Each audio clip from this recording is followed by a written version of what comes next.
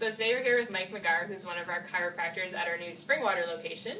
So Mike, can you tell us what a chiropractic manipulation is? Absolutely, Christina.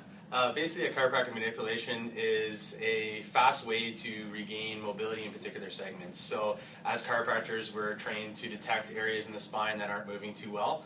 And with the chiropractic manipulation, we can hopefully regain motion in that segment. And basically we do that through a high velocity, low amplitude thrust.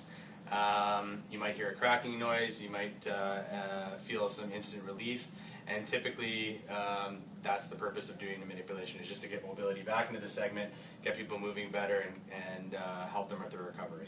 Okay, and so why shouldn't people crack their own necks or backs? Yeah, so we get asked this question a lot. People ask, like, well, I can crack myself. The difference between that is usually a self-adjustment is really non-specific. So typically you're hitting areas that have already too much motion. That's why typically you're cracking the same areas over and over again.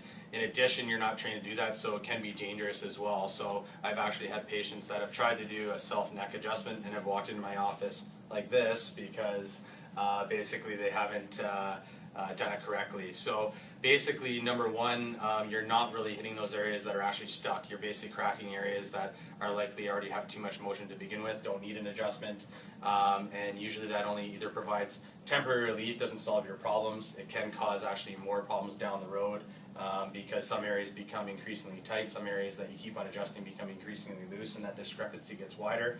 And thirdly, what that can do is cause self-injury. So that's why you shouldn't adjust yourself. All right, so no self-manipulations. Thanks. Perfect.